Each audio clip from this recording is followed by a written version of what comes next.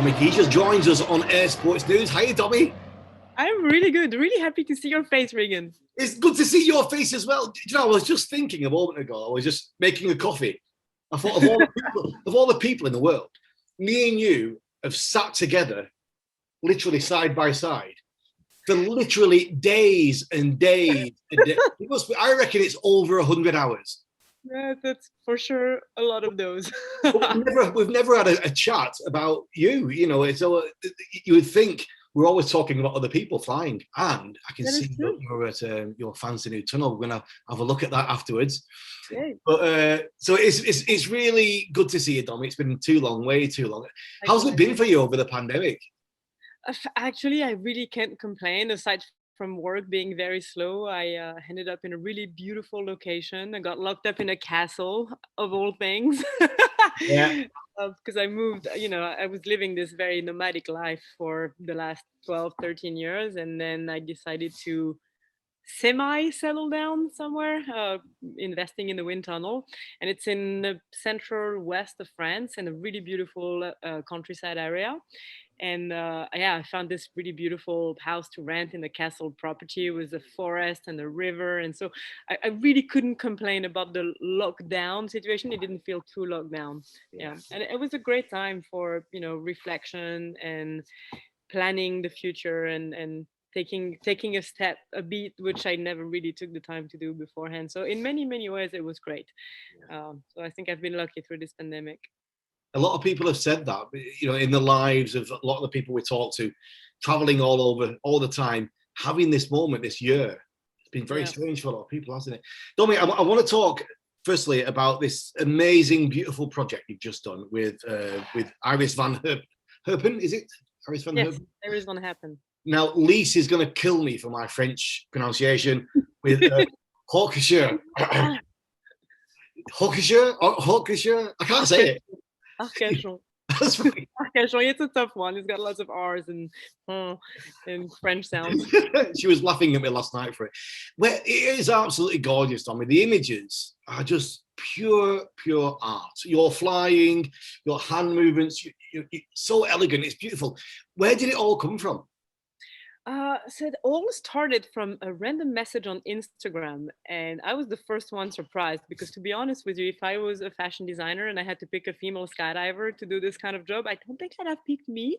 So at first I was a bit like, is this a scam? Is this for real? And so basically I was contacted by Iris's assistant, Maud Jezekel, who told me that part of the next autumn and fall collection that Iris was working on, she took a lot of inspiration from skydiving. And Iris actually has done quite a few tandem jumps. The first one at 17 years old, and she's done quite a few over the years. And she said she had this vision of one of her dresses being flown in free fly, and was it possible, and was I interested in helping out? I was like, oh my god, yes, absolutely. And so yeah, that's how it started. And then it was basically 2 months collaboration of a lot of back and forth. Originally I first made them, like, I actually reached out to the community because I've never jumped in a dress before, but I know some of my girlfriends did it. Roberta Monchino was the one that gave me the most information and insights and photos and details, so she really helped me out on that. It was really nice of her. But also a lot of other girls in the community giving me pointers. So at first I made like a really long email to Iris's team with do's and don'ts and what is possible and what is not possible, and what the wind is going to do to the fabric, and what kind of position is possible to fly or not. And then from there, we just started this kind of back and forth conversation. I went to Amsterdam. That's where the atelier is for Iris. We went to City Skydive, the double wind tunnel in Utrecht. And they welcomed us for an afternoon of testing. So the first one was basically they made me like a very tight fitting suit, and then they were stitching a lot of different type of fabric to see how it behaved, what held and what didn't, and how it looked like in slow motion. Because Iris had this vision of she wanted something really calm and slow motion and peaceful. So a lot of stuff broke, flew out of me, but it was good also for them to see firsthand with their own eyes in direct what it was doing, because it's not so easy to explain to somebody who's not part of the world of our world how fabric behaves in the sky and what it's going to do. So it started there, and then they sent me a first prototype that I tried in France, which was basically where my feet stopped. There were still 2 meters of dress, so it was quite cool. It was a bit scary to fly in the tunnel. I was not gonna skydive with it. I did try to fly it on my belly, and the way it was behaving on top of me, I was like, yeah, yeah. And then the final prototype that I tried in the UK when I was visiting there, and then early June we went for it. There was actually still a lot of fabric below your feet in flight. Yeah, it was a little like the final dress that we flew was maybe 15, 20 centimeters after my feet. So it was way shorter than this first prototype. But yeah, the idea was that we wanted to elongate the figure a little bit and not see my feet as well. I was jumping sport shoes underneath that. Right. How do you land it? Just pull it out of the way, or?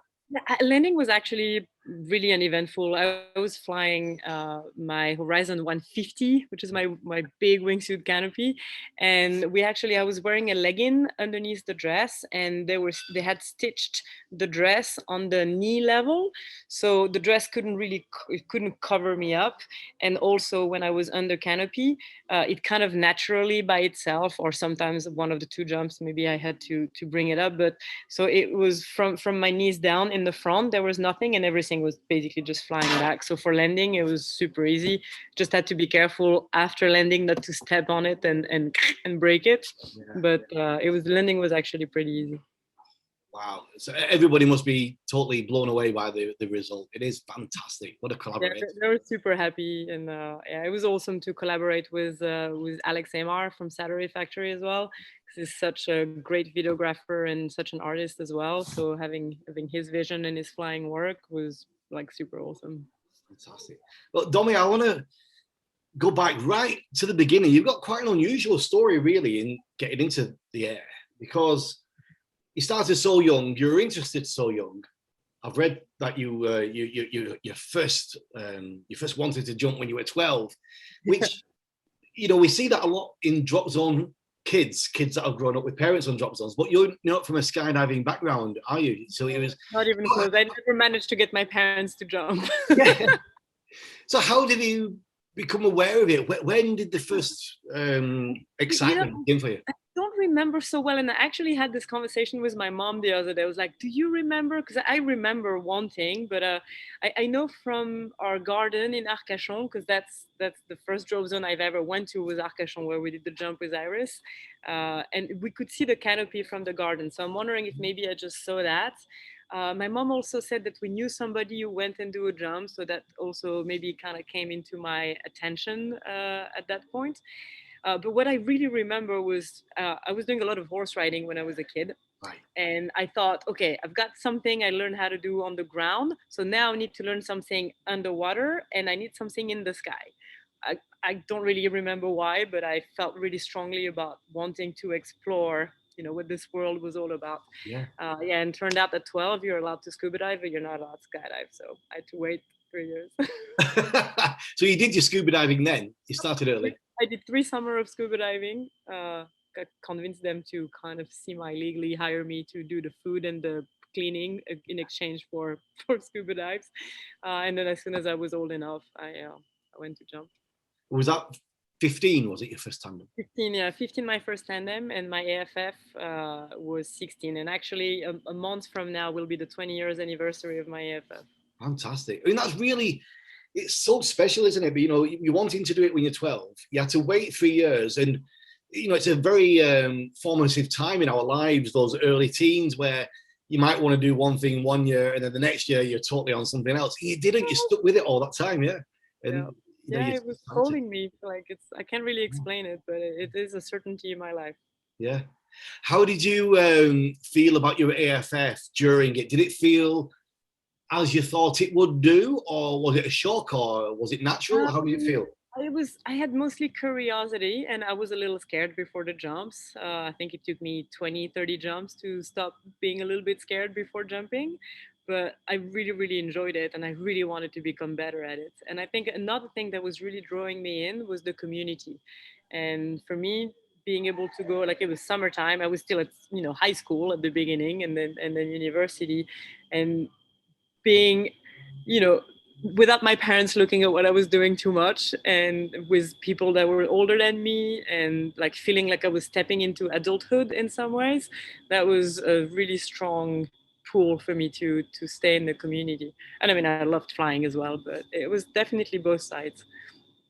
Did you know then it was going to be your life? Did you know it was going to be your No, passion? I didn't.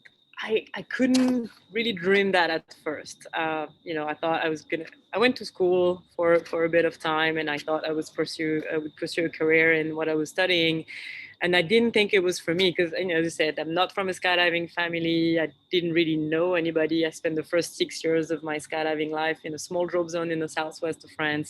Was not connected to anything really, so it felt like it was a beautiful world, but it was way too far for me to reach.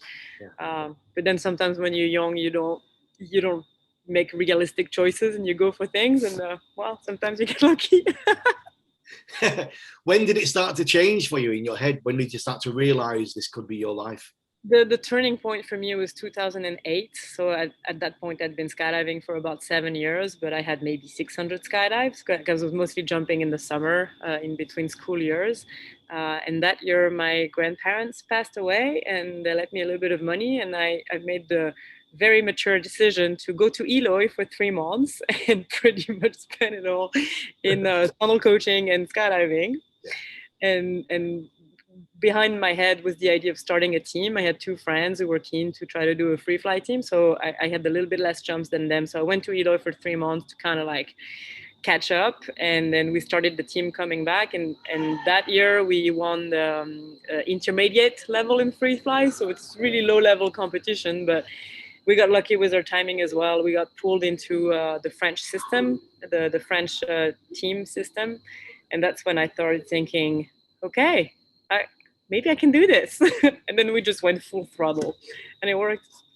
The French in air sports really look after their athletes, don't they? They've got that. They've got a really good system in place. Yeah, we have a great system, and it's so basically it's from the French government. The Ministry of Sports has this policy and subvention program, subsidies program, that the French Federation is in charge of spending, basically. But yeah, it's a very well organized system, and we have rookie teams, and so you already have like cheaper jumps and free coaching and stuff like that. And then when you're part of the French national team, then you get a lot of training jumps and coaching and surrounding entourage, I guess. And that is why France is one of the most winning nation in skydiving competition, because we have a lot of support. Yeah. Tell me about your world championships, becoming world champion. I mean, what an achievement for anybody in any sport. Just tell me how that was. So that also was it was a dream, of course. When you start competing, you tell yourself this is the ultimate goal. And when we started, we didn't really think it was achievable, because we Right. were light years away from the top level teams of our time. 2008, when we start competing in intermediate, Babylon wins the world championship in Maubeuge, and I'm there as a ground watchers and party organizers. And I see all those guys, and funny, like the Skywalkers, who were like Mox, who's now one of my closest friends in skydiving. But I look at those guys with big stars in my eyes, and I'm thinking that's never going to be me. Um, but then entering the French system, we got lucky with our timing. The French national team at the time stopped the year we started. So starting straight away in 2009, we went to our first international competition in Prosteyov, and we got a third place, kind of out of the blue. There was not a lot of team that year, so that was part of the reason. But we were still like, what? Super stoked on that. And then, yeah, I guess we started taking it really seriously, thinking, okay, we might be able to do this. And we trained a lot until our last season was 2012. It was in Dubai, the Mondial, so that was a really cool one to win, because I mean the location was spectacular, and I think it was the biggest turnout in free fly in history of free fly world championship. I think it was like 22 teams or something, um, and it was nerve wracking. This time there was a lot of competition, and we were actually neck and neck with the American team, who were the previous world champion in 2010, SoCal Converge. I think throughout the entire competition, we were never more than zero point 0.3 points ahead of them. And then sometimes we were tied, sometimes they were more than us. And it was just like this super, super intense. And that was an amazing learning experience about yourself, you know, how you deal with your emotions and with your focus. And I always remember when I started competing, a friend of mine told me something I didn't really quite get at the time, but then when Dubai came around, I was like, yep, that makes sense. He said, somebody who's going to win a world championship is the one that will have sacrificed the most to get there. Right. And uh, when he told me that, I was like, well, what are you sacrificing? You're skydiving for free. That's, you know, rose and bubbles and everything's unicorns. But that's not the reality of competing in high level. There's a lot of, you know, you spend a lot of time doing it. That's a lot of time you don't spend on your family or making money for that instance. So the lifestyle that goes with it actually comes with pretty strict regime and personal sacrifices on different levels. And yeah, I think our motivation for everything that we've been through in those 5 years really made a difference there. And yeah, I cried when we won. I remember it. I remember it vividly. Does it seem like nearly 10 years ago? Incredible time. Yeah, it was. It's gonna be 10. Like it's 8 years now. Yeah. It's crazy. Yeah. Yeah, it's gonna be 9 years at the end of the year. Yeah, it's a decade passes quickly. Doesn't it? So that's 2012. Yep. When December did 20. when did the dynamic competitions begin? The same year. Yeah. The first one was December 2012, actually 2 weeks after the World Championship was the Battle of Bottrop. And yeah, that was, I guess, again, a question of timing. I started getting heavily involved with those things. And so it was Howard and Alex Amar mainly who kind of started the whole things with, you know, the usual suspects around it, too many to name, but they know who they are. And yeah, they started this spark, this new discipline in the wind tunnel, this new format of competition with head-to-head battles, and this first idea of like live streaming the competition so people can follow it live. What things that we couldn't really do in skydiving, and then it kind of blossomed from there. For me, my involvement started the next year. In 2013, Ovard organized a workshop in Prague and kind of calling out everybody who was interested in contributing. And, you know, we had late nights working on formats and arguing about free routine and speed rounds and blah, blah, blah. And that's Howard was in the phase of his life where he wanted to step down a little bit and basically pass me the baby and be like, tag your yeah, so it's been a really cool process. And actually it's been a while now, but we're gonna have a dynamic workshop again this year in October, the third week of October. So it's going to be really cool to get the community again and get those brain juice flowing and collective intelligence to try to keep pushing our sports forward. But for, maybe people watching don't realize, you know, you actually started a brand new sport, that team of people, and you carried that forward and you took it, you're taking it, you know, it's not over, you're taking it, pushing it all the way. You even took it as far as to try and get in the Olympics. You know, that process, tell me about that, you know, how involved with that you were. So, well, the first step was to get it into the FAI, and that was also quite something. They approached us originally because the first indoor competition they did in Austin, I believe, didn't have dynamic. They had freestyle and they had free fly, basically the rules from skydiving put into the tunnel, and that didn't quite work out. And they saw what we've been doing already for 2 or 3 years, and that's how the relationship starts. And Ron, who's an A judge, is the one who kind of brought me in my first FAI, IPC conference to start being the advocate for that. And yeah, now 5 years down the road, we have a dynamic committee with all like current dynamic flyers. And so that was the first step in establishing it as a more mature discipline. From, you know, the first competitions were really fun, but we had no idea what we were doing. The rules were changing a week before the competition, and it was an interesting phase, but we had to grow from it. So now it's a little bit more square.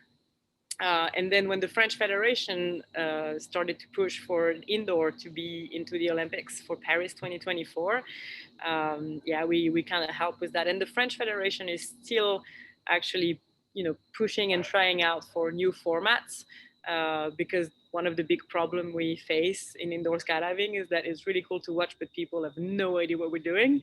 So finding this right balance between something that is interesting and challenging for the flyers and something that is also comprehensible and interesting for an audience. Well, we haven't really found the solution yet, but we keep searching. Yes. And yeah, at the end, so indoor was shortlisted for the final selection, and then at the very end, from 8 to 4 discipline, we didn't make the last cut. So now the ball is kind of in the camp of the Americans for Los Angeles 2028. Right. So I know the French Federation is passing on any kind of work and knowledge that they've gained throughout the process to the Americans, and we'll see what happens.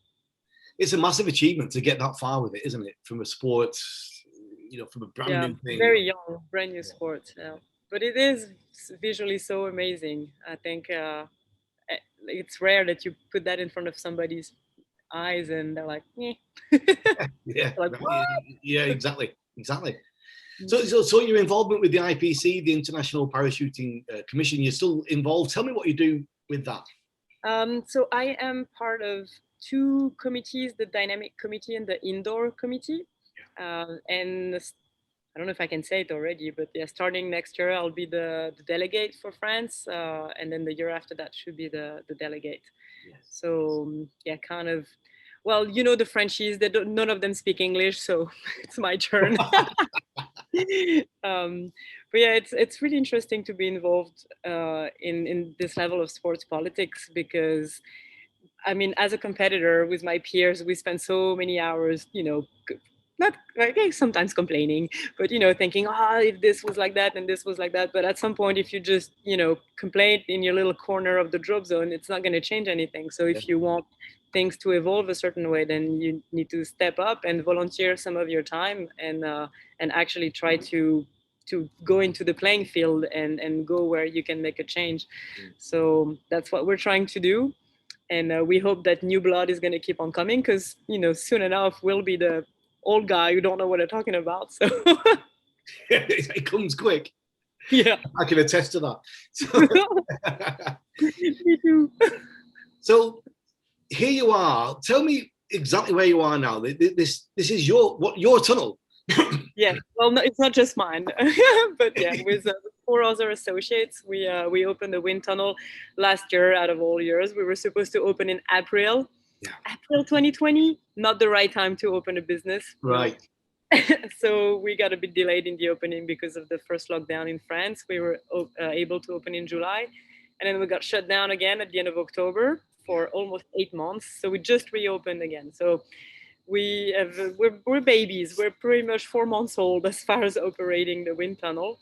But yeah, that's also a really awesome project. I'm learning a lot because, I have a degree in history and documentary filmmaking, and then I've been a professional skydiver, so I knew nothing about business. Right. Still don't know a lot about business. There's some responsible adults with me in this project. But so I'm mostly in charge of the sports flyer side of things, and a lot of, little things here and there, but trying to contribute with my network and my knowledge of wind tunnels, and trying to make it a really nice place. It looks really pretty. Can we have a look around? Do you want to give us a bit of a tour? I'm going to show you first the place I'm the most proud of. It's the library. Oh, wow. Wow, this is gorgeous, isn't it? We have books. Yeah. But yeah, so I'm basically on the first floor. This is the pro flyer area. Wow. We have a little debriefs room and such. And yeah, this is the beast. What technology is it, Tommy? It is an ISG. Yeah. Best. What size? It's a 14-footer. Nice. Yeah, we have 6 meters of glass and a 14-foot in diameter. Yeah, so Boris, if you're looking at us, thank you. The architecture and the design of the place is absolutely beautiful, isn't it? Yeah, that was one of the really cool things to be a part of, is basically like, okay, blank page, what do we do? and there's some practical stuff to keep into consideration, but then also what kind of vibe do you want to create? So what kind of of spirit of the place you want to make. So And yeah, what about food and drink? Have we got a restaurant? And yes, we have a bar and a little restaurant down there. Oops. Let's see oh now. yeah, lovely. Yes, you've actually Yeah. got people there now. Yeah, we're open for business. That's amazing. Where is it, Dominic? Where exactly is it? I'm not sure of the geography. So we are at the doorstep of the Futuroscope, which is a big theme park near Poitiers. That's in between Paris and Bordeaux. So if you're going from Paris to anywhere in the southwest of France, you're driving in front of us.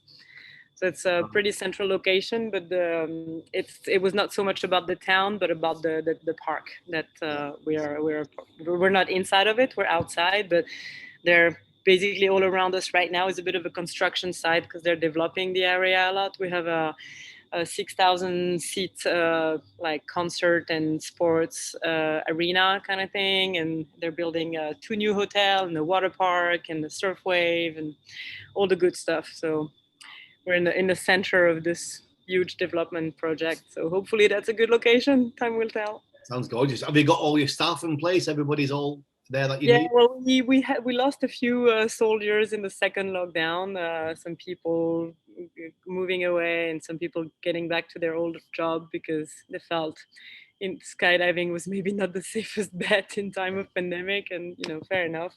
But now we got 2 new guys that are awesome, and yeah, we have a really good team.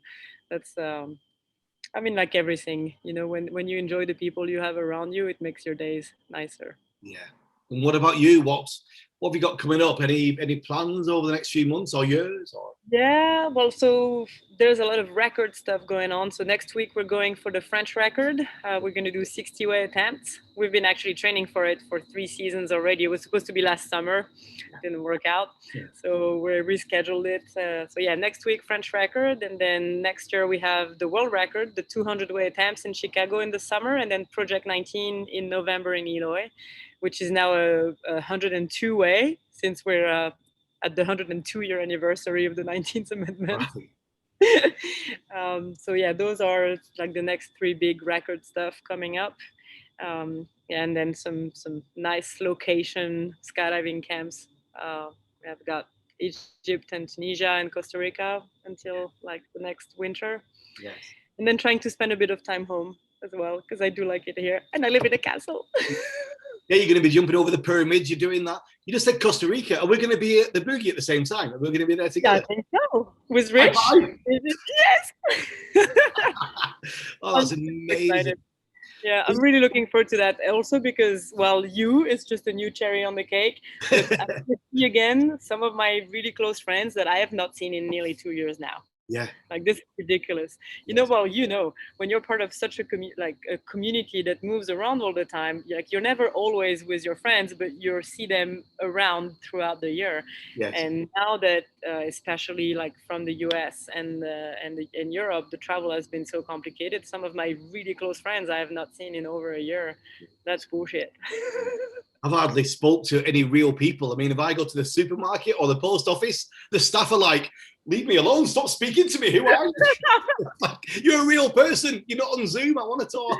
Oh, can I touch you? And so what about with competitions with the tunnel? I mean, it's been a weird time. Nothing's happened for all that time. Yeah, now. A lot of them have been canceled, and there were talks of organizing online one, but it's a lot of work, and they happen, but more on a local level. So now, like international, the next big one is going to be Airspace in April 2022. Yeah. Finally, because they were supposed to run the World Cup in 2020, and then it's got postponed again. So yeah, that's going to be like basically a 2-year hiatus between the 2 World Cup, which is a long time. Yeah. So yeah, it's going to be really nice to see people coming back to the stage and see what they're bringing to the game, because for sure your routine, I mean, I'm talking mostly for artistic flying, right? But like in 2 years, when you don't really have a deadline, it's kind of strange to train, but I know that people have been kept on training, and everybody's going to be just so happy to get together again. I think it's going to be very special. Yeah, I think so too. Do you know, you're talking about the Project 19 and the world record, and right now it's like a golden age of women in the sport. It's like there's a big momentum behind it, you know, with the highlight team and all the girls in the States and worldwide as well, and you're a big part of that. That's a very, you know, it's a very proud feeling to be part of it, Domi.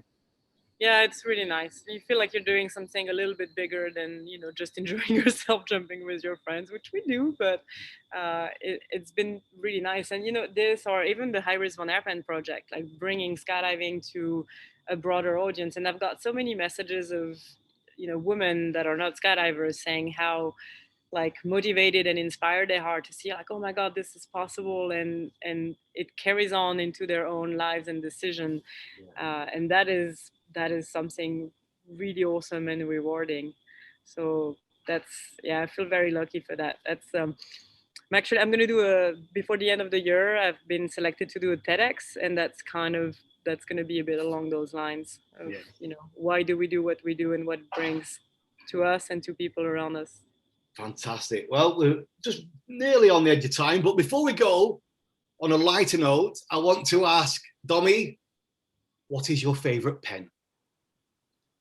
I know you love pens, and I love pens. Somebody's been sitting next to me a lot. Yeah. Well, it's one of my little guilty pleasure. I handwrite with fountain pens, and I have a few Mont Blanc, and I really love them. How many do you have? I only have 2, actually. Yeah.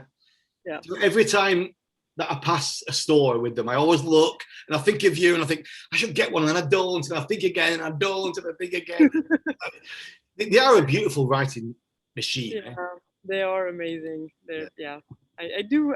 You know, I keep a journal, and I do a lot of my work by hand as well. I'm not so well. I'm decent with computers, but anytime I have a choice, if it can be done on paper, I will do it on paper. So if anybody watching is thinking of buying a gift for Domi, a new Christmas present or a birthday present, you know what it is? Mont My Blanc. pronunciation, Mont Blanc. Oh, perfect. Really? Yeah. Living in Montreal, you see, it rubs off. Yeah. Domi, it's been an absolute pleasure to see you, to talk to you, and to learn a bit about you. You know, more than what we normally get with our little chats in between camera. You know, so it's been lovely. I'll see you in Costa Rica, or if not before. Thank you so much. Before we go, give us a website. Give us a website of your tunnel before you go. Zerogravity.fr. Zerogravity.fr. Get yourself booked in that beautiful machine with Domi and the crew. Domi, take care, my friend. Lots of love. Thank you so much. Bye-bye.